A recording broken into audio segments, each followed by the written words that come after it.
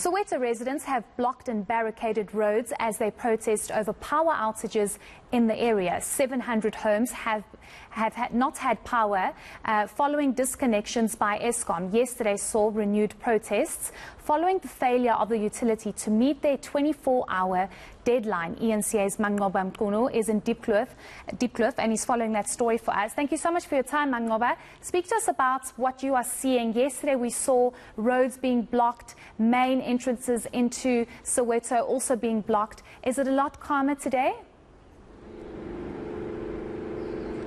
Indeed, Heidi, what we are seeing today is that it is quite calm here. But of course, the remnants of that protest that happened here yesterday are still there. You can see some of the roads are still barricaded with rocks and burning tires. But also, we're seeing quite a lot of infrastructure damage here that has been caused as a result of residents' frustration, who have really come out on the streets to say that they are not agreeing with what Eskom has done. They are saying that they simply cannot afford to pay the 6,000 fine that has been imposed by Eskom. And just speaking to some of the residents, they are actually blaming Eskom for this debacle, saying that it is Eskom, in fact, that had come here to this community a few years ago, promising to change the prepaid meter system, but they never came back. And so that's why they find themselves in this position. It is something that they're saying that they are willing to pay, but the fact that Eskom has not been able to deal with this issue has been the reason why they've then taken to the streets and why we're seeing Eskom impose such strict measures against those. But of course, the businesses here, Heidi, have also been hard hit. They are feeling the pinch of this particular impact of the electricity cuts. And right now we're here at one of the businesses, which is Meat Buy and Bry in Diepkloof, which of course has also been caught in that situation. They have had no power for the past 2 weeks. And joining me now is the owner of this particular establishment. Let's start here, Kuno.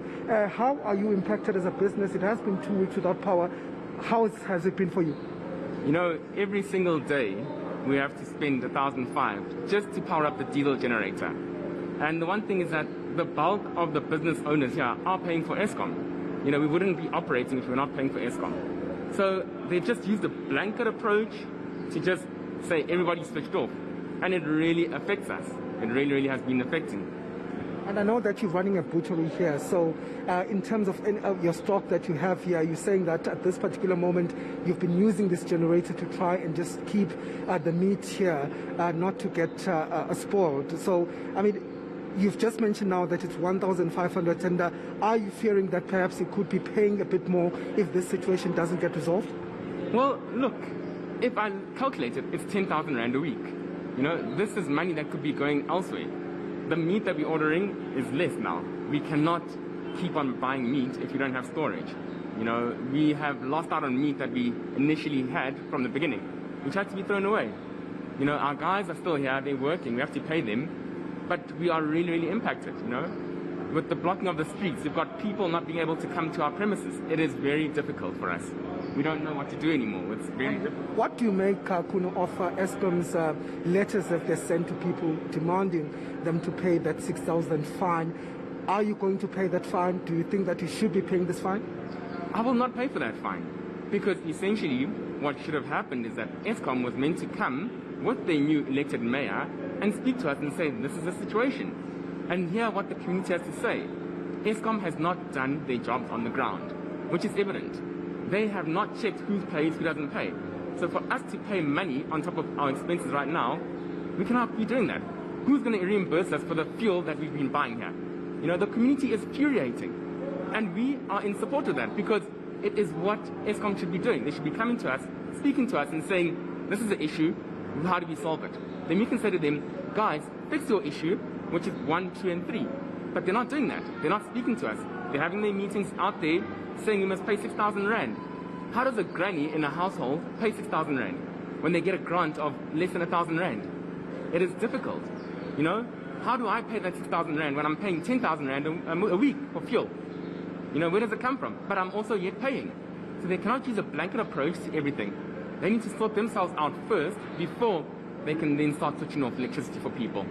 And as the business community, are you going to be speaking or perhaps making any input in particular to this electricity problem? Are you going to be calling for perhaps a meeting with Eskom or the provincial government to try and sort this issue out?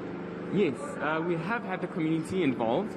We are contributing towards the community, the funds that are needed, in order for them to take any memorandum that needs to be taken to them. And if we don't do that, then who will, you know? So as businesses or ourselves, we are affected, and a community, we are affected, so we need to chip in. There's no way that we can sit back and say, community will do this for us. We are the community here. Okay. Thank you very much for speaking to us. Kuno Nyakale, who's the owner of this establishment here in Soweto. Of course, you can hear, Heidi, the frustrations from some of the people here and businesses here saying that they're literally counting their losses because of the impact of these power cuts that have had on their businesses. But in terms of what we know so far, Heidi, is that there is a community meeting that is taking place here, not far from where we are. We were there earlier on, and they have asked us not to be part of that meeting, but they say that they will, in fact, update us after that meeting is concluded. We do understand that that meeting has been set up by the Premier's office to try and perhaps find a solution to this impasse. They had come here earlier during the week promising residents that they're going to take up the issue with Eskom. And so we're hoping that from that meeting we'll get a better sense of what really will happen to this protest in this community. But many of the community members that we spoke to earlier on saying that they are not going to stop